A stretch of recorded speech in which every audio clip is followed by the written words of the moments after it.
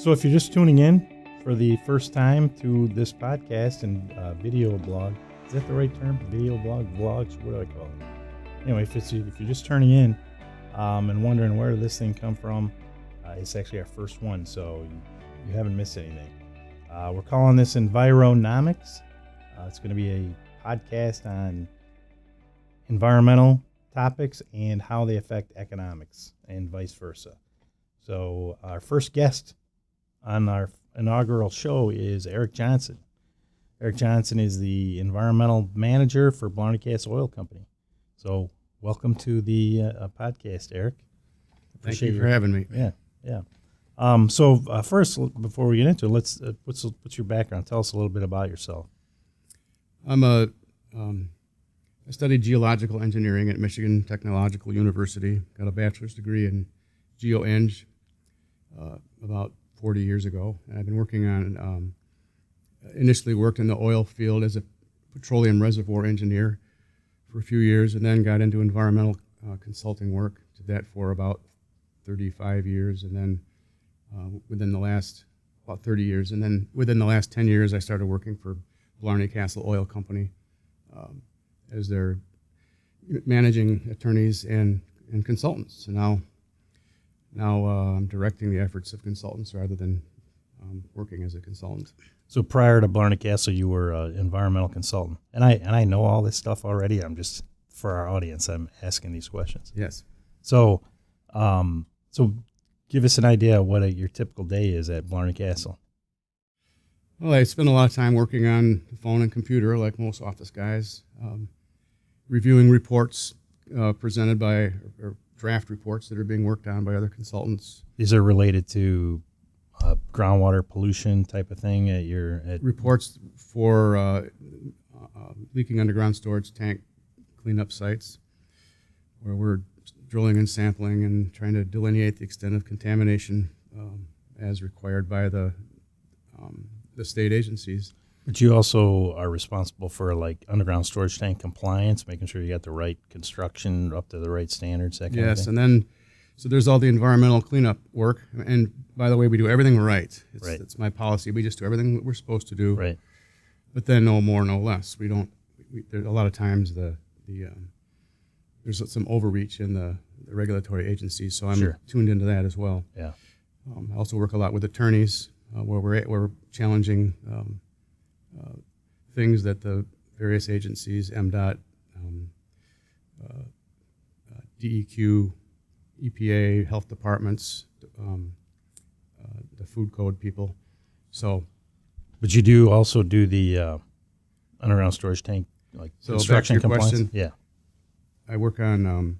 There's a lot of extra security and safety that gas stations have to go through to make sure that there are no leaks, or to try to have no leaks. So there's a lot of new monitoring, double wall containment systems, double wall piping tanks, and then monitors that keep track with sensors to let us know when there's a leak. So you make sure everything's up to the current modern codes. So we're always fixing those. We have 135 gas stations, and there's always something that's not quite working right. 135 stations. Yes. Yeah. From where to where? All over. That won't work. West Michigan. We have about 20 in the UP.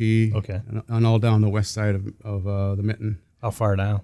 Down to, I think Holland is our southernmost one. Okay. And then over to Grand Rapids and Lansing. Right. Up to Mount Pleasant. Pretty much everywhere except the western UP and the Flint, Detroit zone. Right.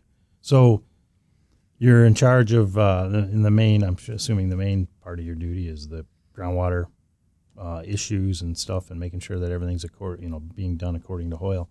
So I want to talk a little bit about the science behind an environmental investigation. What's the whole point of an environmental investigation? How do you know? How does it get started? How do you know you got a problem? Just walk through a typical scenario. For example, we'll do some work on a gas station where we'll have to dig up the tanks and put in new ones. When we do that, we'll find that there's been a leak in the old UST system, underground storage tank system. The UST, or UST, is the acronym. We'll find a release. We'll report it to the Bureau of Fire Services, as we're required to do within 24 hours. And then it's off to the races with a prescribed schedule under Michigan Act 451, Part 213. It's the whole set of environmental laws that require us to go in and do an initial assessment report, which is to get an idea of where the contamination has gone, how far it's gone in the soil and groundwater. So you're trying to determine the horizontal and vertical extent of contamination? Yes. Yeah. And you do that by installing groundwater monitoring Monitor wells, sampling the sides of a hole for an excavation, and then we look at vapors. We sample for vapors if there's a building nearby. So there's after the initial report, then there's the final assessment report, which within a year we need to have the comprehensive assessment of what's there everywhere, what the risks are. We evaluate the risks to people for drinking the water, for being exposed to the soil, and what vapors might be coming from that. Right. It's all summarized in a report, the final assessment report. So within 365 days, you have to find out the entire extent of this thing and then identify all the different exposure scenarios and pathways, and whether it's impacting a drinking water well, a surface water well, or maybe some indoor air quality issues. Yes. Or they even make you address whether or not somebody's going to eat the soil, which seems ridiculous. But yeah, there's the soil ingestion criteria for things like lead, arsenic, cadmium. Right. So you have to children. It sounds silly, but children that go out and play get dirty hands. Right. Or their dads come in with dirt on their boots, and the kids crawl on the carpet. And there's a certain quantifiable estimate that that the EPA and the state has identified that identifies how many grams of soil children eat per year. Yeah. And so they can't eat this. It seems like a very unlikely scenario, but and whether it occurs in reality or not, you still have to address that pathway. That's what the whole point. And a lot of times that might be the one the limiting, most crucial factor in some of these reports, especially if there's places with arsenic. Yeah. And so the point is you literally determine the entire extent of the contamination, where it's going. You determine the rate of movement. Is that correct? Sometimes we at least estimate the plume might be on the move. It might not be. We aspire to get a plume to the position where it's stable or shrinking. It's not moving beyond a certain known area. Yeah, because on our property that we own or control. Because groundwater moves. Yes. Yeah. So if it is moving, then we have to identify how far we think it might move before it all naturally degrades and goes away, or if we have installed a remediation system, if that can treat it and make the plume stop, we get a handle on how far it is going to go or how far it's likely to migrate, and then we don't really clean up sites much anymore. You take it to the point where there is potentially no exposure scenarios that are going to cause health impacts. So we don't remove the contamination in a lot of cases. We keep an eye on it and keep people from being poisoned by contamination by these various exposure routes until it naturally degrades and goes away. Right, and pretty much all of the gasoline components will naturally degrade and go away with time. They essentially bioremediate on their own. What we do is we file deed restrictions that keep people from drilling wells or taking care when they dig up soils in the future. There are ordinances. If an area of a whole part of town is impacted, then we can work with the municipality and pass an ordinance that restricts drilling of water wells in that area. So the point is you determine all the different exposure scenarios, and you eliminate that, the exposure scenario being like eating, inhalation, drinking the water, even direct contact, even getting it on your skin. And so you eliminate each one of those pathways one at a time. And once they're all eliminated, you've essentially accomplished your goal, correct? Right. And we eliminate those pathways by land use restrictions or institutional controls. Or an actual cleanup. Or actually cleaning it up. Yeah. Which, if that's the cheapest, quickest way to go, if it's a matter of digging up the dirt, taking it to a landfill, then we'll do that. Right. But in a lot of cases, it's under a road or a building, and we can't rip up the road or tear the building down, so we have to do one of these other things. Something else, right? And that's really the kind of the point that I'm trying to make, is that you take the science and then you merge in some economics, and you do what's going to accomplish the goal of protecting human health and the environment, but obviously spending the least amount of money as possible. Yeah, the final assessment report, which is the final report, also includes a feasibility evaluation of all the various likely remediation alternatives, right, or corrective action alternatives. Keep an eye on it, keep people away from it, dig it up and haul it away, tear all the buildings down and dig up the road, and we look at the feasibility with regard to practical ability to implement it and the cost. And a lot of times it comes right down to the cost. Right. And we pick the best alternative. And then also included in that report is the corrective action plan, which more fully describes the plan to implement the selective alternative, which is then reviewed and approved by the DEQ. If they approve it, we implement the corrective action plan. Right. And after that's done, we get we prepare and submit a closure report to the DEQ, which documents that everything's done. If the DEQ approves it, we're all done with our environmental work for that site. So, but the driving force behind all this is environmental regulations, and the environmental regulations are based on science, the science of contamination, movement, migration, and then exposure science, the toxicology of the individual chemicals. Is that a fair statement? Yes. So, okay. So, I also want to talk about the funding part. So, how does this get paid for? It's very expensive. So, what is a typical typical LUST site, leaking underground storage tank site, corrective action is around say $300,000. We've had some that cost $1 million, and some that we wrap up for about $30,000. But we always plan on spending $200,000-300,000 before we're done with a spill. So if you get word today that there was a leak, somebody hit a pump or whatever, or somehow you find out that there's a leak, you're going to automatically just budget $300,000. Well, that's where automatically, but that's where some, if it was, say, somebody just broke a line and it leaked, we run out there and hurry up and clean it up, and it might be done by next week. To minimize that amount. But the leak that the problems are the sites where that's happened 25 years ago, and it's had a chance to migrate all over the place. Now that halfway across town, now that might be $1 million cleanup. Right. Same amount of fuel leaked. So the quicker we get out there, the better to dig, delineate, right, and take action, because it migrates. It continues to migrate and get worse. So time is of the essence when responding to a release. Yeah. It makes sense. So in the old days, the operators used to say, "Oh, let's just not tell anybody. Let's try to get away with. Maybe they'll never catch us." The old days, as in 60s, 70s. Okay, yeah. And now their heirs or their subsequent managers are dealing with it. Right. Now the $30,000 cleanups are $500,000 or $1 million. Right. Because they swept it under the rug and thought it would never show up. But nowadays it always shows up. So being environmentally aware and environmentally conscious is the least expensive way to approach Absolutely. things. Just do what you're supposed to do. Right. Do what you're supposed to do. Yeah.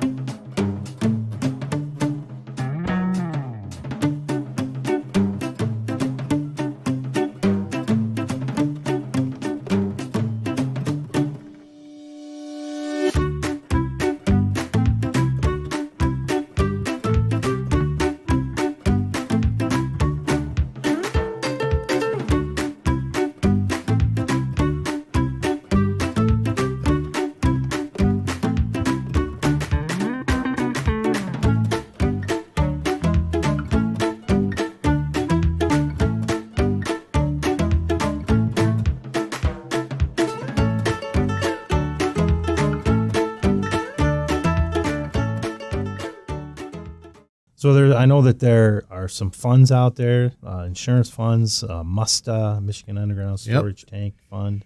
For the past few years, we've had the MUSTA Fund, Michigan Underground Storage Tank Financial Act is what it stands for. And there's been various forms of that over the years, correct? Yeah, well, back in the 90s, there was the MUSTFA Michigan Underground Storage Tank Financial Act, which had a similar desired goal, but it was a totally different set of controls. But basically, it provided money to pay for cleanups. And where does that money come from?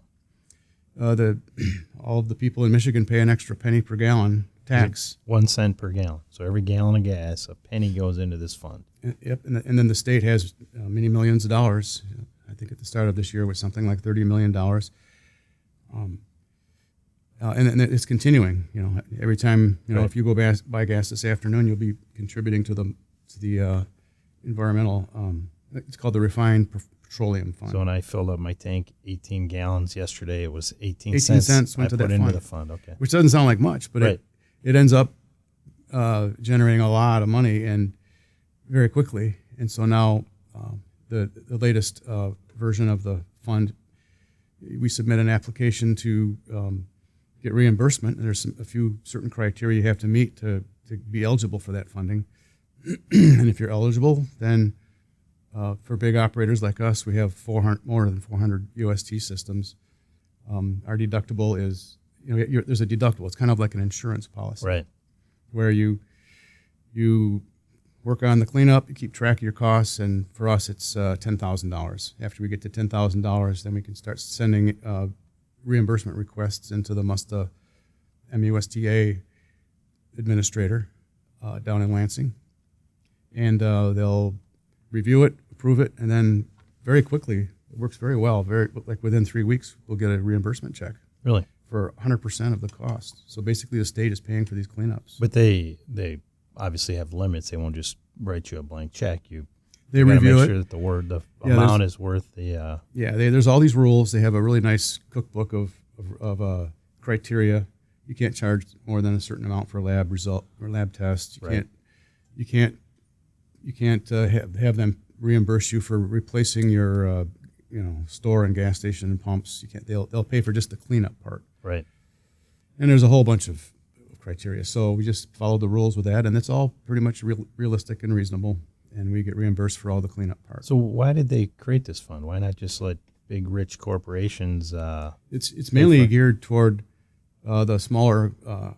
It's to clean up sites. They want closures. Right. And there are ways you can let a environmental project slide or drag, where you just do barely what you're supposed to do and let it slide and keep going, but nothing ever really happens. Right. And a lot of those are just had been allowed to just fly under the radar and never get cleaned up. So this is a way the state is trying to inspire people to clean up and close these sites that otherwise wouldn't. If you do it according to Hoyle, if you do it the right way and to do the compliance, clean everything up like you're supposed to, it actually, that's what the fund is for, to incentivize owner-operators to do it the right way. Is that correct? Yeah. And if surprisingly, you don't, you can be kicked out of the fund. Is that a fair statement? Well, if you don't, the DEQ is supposed to get after everybody who's not in compliance. Right. But the fact is they just don't. They just don't have the resources, or they don't know about them yet. In a lot of cases, they'll have some compassion for the small operator that simply will not be able to do it. If they push, they'll go bankrupt and nothing will happen anyway. Right. So that nothing will happen if they don't pursue them, or they'll pursue them and nothing will happen, and their retirement is gone. So right. I don't know how much of that is plugged into the way they did make their decisions, but in reality, that's what happens. So they don't hesitate to get after the bigger operators like us, because they know if they complain to me, I'm the guy for Blarney Castle, 135 gas stations, that I will follow through with compliance for 135 sites, not just one site. Right. So they get more bang for the buck by picking on the bigger operators. Yeah. So we worry about that sometimes as being selective enforcement, where they'll get after us for things, whereas the small gas station across the street, they aren't even after them. Because and so it happens over and over, and we tend to get jaded about that and call their attention to it. Right. Hey, this is selective enforcement. Right. What about the guy across the street? Right. We don't want to get them in trouble, but at the same time, we don't want to be the only ones that are trying to follow the law. Right. Yeah. The laws are supposed to be fair and equitable. Yeah. But in general, we just do what we're supposed to do. Right. And it's like if you always drive 55, you never have to look in your rearview mirror. You never have to worry about it. Right. So that's how I try to run things with our Unless you're on a 35-mile-an-hour street. Yes. Right. So, okay. So, to me, the Musta Fund is, I think, in my opinion, or my kind of perception of the whole thing is it kind of helps keep the mom and pops in the game. Because if they had to, if you said a $300,000, that's probably about the average. I mean, if a mom and pop had to do that, they might not have that. Yeah. So they wouldn't do anything. They wouldn't do anything, and they'd eventually go out of business or bankrupt, and the state would have to come in and pay for it anyway. There's many stores where that the value of that store is their nest egg. Right. And so that's their retirement account. That's their retirement. And so if they can't sell it, then they, their idea is to sell it and move on. Right. Eventually. Yeah. But if they have an environmental issue, it all goes up in smoke. Yeah, and I don't know if I ever told you this, but my dad actually owned a gas station for a long time. Did I ever tell you that? No. Yeah. Yeah. Anyway, yeah. So Did he retire based on the proceeds, or he sold it? Actually, yeah. See, yep. That's how it works. Yeah. And so anyway, so I'm familiar with that mom and pop position and mentality from an economic standpoint. Yeah. Okay, so we talked about the financial part of it a little bit. So let's talk about the science again. About I know that the state recently changed some rules regarding indoor air quality. They tried to. The state of Michigan, there's this Part 201, which is the overarching environmental laws for everything in the state, including underground storage tanks, but the industrial sites, coal slag, everything in the whole state, all environmental issues are regulated under Part 201, which is the Environmental Response Act. They had been working on a set of rules under that Part 201, which were going to dramatically change how environmental cleanups are conducted. For example, the cleanup criterion for benzene was going to go from, depending how you slice it, from 5 to 2 parts per billion, which doesn't sound like much, but what that would have effectively done is caused a lot of our environmental sites at gas stations that have been closed to be scrutinized and perhaps reopened, such that more investigation would have to be done. This caused a tremendous outcry among the regulated community. The Michigan Chamber of Commerce and the Michigan Manufacturers Association, and to some extent the Michigan Petroleum Association, got involved. Supported the Chamber of Commerce, I believe it was, that prepared an alternative bill, which got passed by the House and Senate and recently signed by Governor Snyder, which basically undercut their efforts by others to impose those rules. And so now we're back to ground zero again. We're all celebrating and high-fiving. And among the environmental community, it's very good news. So things are going to continue as they have been until something else comes along. There are provisions for new laws to be, if they send them through the House and Senate, then that might be altered in the future, and it probably will. So back to your question, there was the lower cleanup criterion. The lower cleanup criterion for, say, benzene at 2 was because of vapor intrusion. They were concerned, and actually hyper concerned, about the potential for vapors getting into a building and coming up to the 4th floor where we are now and poisoning people who work here. They were using very extreme scenarios that were extreme exposure, not realistic criteria, which weren't realistic. Involving, example would be a pregnant woman who lives at a lust site for her entire term. Right. And that just isn't realistic. Right. So, and that's what happens. They came up with unrealistic rules, which made everybody mad, and they made it go away. Right. And by rules, you mean exposure scenarios, which they were basing the science on, which, a pregnant woman is going to live at a gas station for 9 months. Yeah. And so that's, the soil is such that the vapors can actually migrate up, which there may be some cases where that scenario fits, but it's not a one-size-fits-all. Right. So it was just unrealistic to have the entire state, all lust sites, all those mom and pops have to comply with that one outrageous scenario. Right. which is kind of what it came down to, is that they were worried about the exposure to a fetus, which sounds outrageous. It causes you to be compassionate and think, oh yeah, they need to be protected. But realistically, it isn't very likely that kind of exposure situation would happen. Applies to all sites across the board. And yeah. So that's now gone, and we're on to. But I do believe the state is going to probably come back with another set of perhaps a bill to worry more about vapor intrusion. So that is on the horizon. The whole country, the EPA has its own rules which are imposed on the states, and the states respond by changing their regulatory criteria to fit with what the EPA has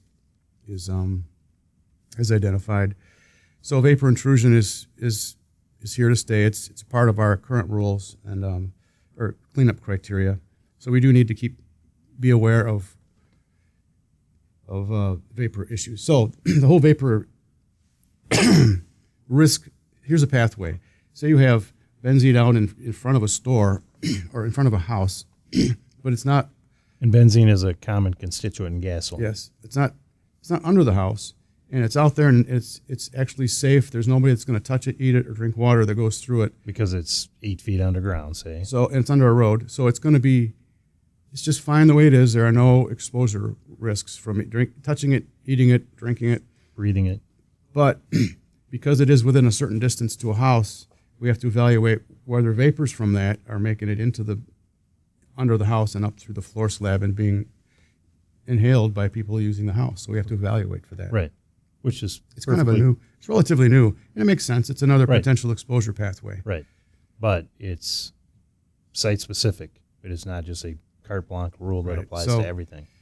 There are ways you can evaluate. You can go in and sample the air inside the house. You can sample under the floor. You can go out and sample in between where the soil is and the house is. And if there's no vapor in between, that means it's not even making it to that point. Right. Much less all the way to the house. And that's the evaluation of the exposure routes and scenarios. Yes. Yeah.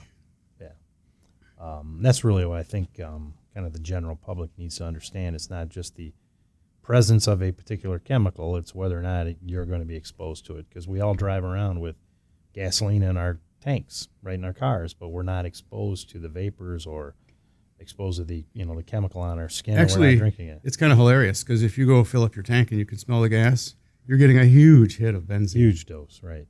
Every time you smell it. Yeah.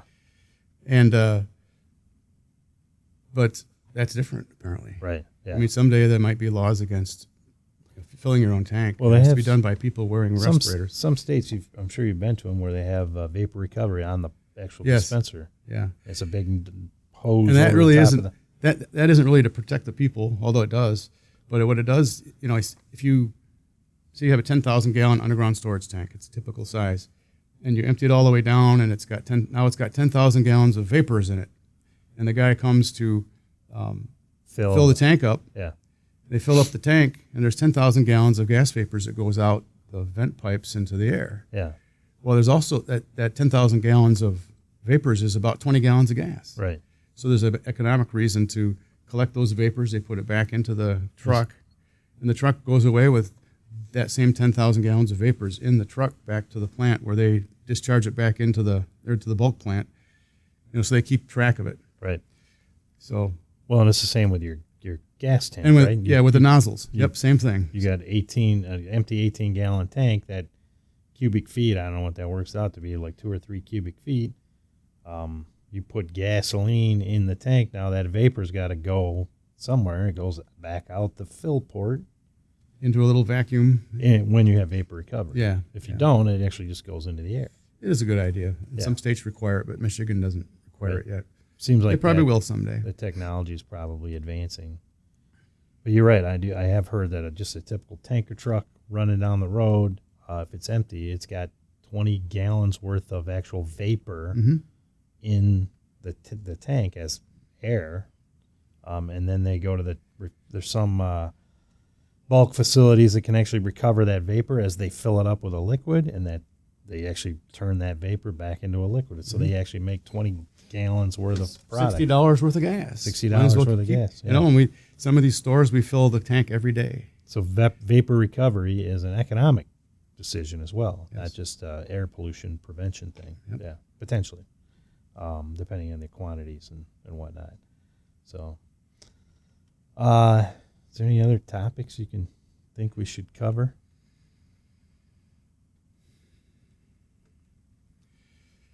Any other things and rules, regulations you see coming down the road?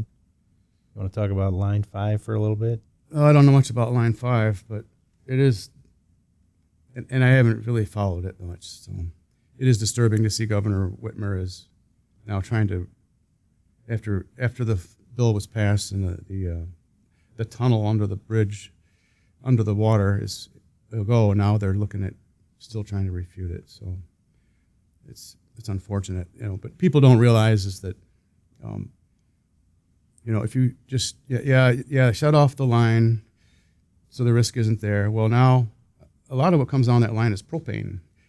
So if you don't have a ready source of the usual source of propane, now the cost goes up because they have to truck it in from somewhere else. So there'll be this surprise if that Line 5 is shut down, when everybody's propane cost goes way up and their actual out-of-pocket cost to heat their house goes way up because they shut down Line 5. You know, it actually has, if there's a cost to the suppliers, there's going to be a cost to the John Q. public. Well, nobody's thinking about that. It does seem a little, you know, that the big complaint was that it was unsafe. It's a 60-year-old pipe laying on the bottom of the lake, you know, for that long, that it was unsafe. And so they propose and pass a reasonable, you know, in what seems like a substantial safety upgrade, and they're still opposed to it. So I don't. There's still opposition to the whole thing. So well, it's like with the Keystone pipeline and all those other pipelines. They don't want the pipelines, so because they might leak, and they often do, or sometimes do. But tanker, how else do you move? So the trucks? alternative is rail, and there are rail crashes all the time. Big fiery crashes that burn towns and kill people. And that's the alternative. It's far less safe to haul oil by rail than it is by pipeline. You know, there are leaks in the pipeline, but they don't involve piling up, burning, crashing trains in town, which happens, you know, several times a year. They try to hide that in the news, but you can find cases. It seems like it always happens up in Canada, but burning swamps, burning towns, and usually death involved with that. If you have a pipeline leak, that doesn't really happen. There's no flames and there's no people getting hurt. Right. So it's the lesser of two evils, and it's an economic decision. You can transport a lot of oil very quickly by a pipeline. When it seems like transporting by train would actually increase carbon emissions just on that transportation versus a pipeline. Yeah. Yeah. Well, it's topic for another podcast. Yeah. You need to get a Line 5 person in here, a Right. lawyer maybe. Right. So, well, I appreciate your coming by and chatting with us, and you know, Thanks for having me. yeah, I appreciate it.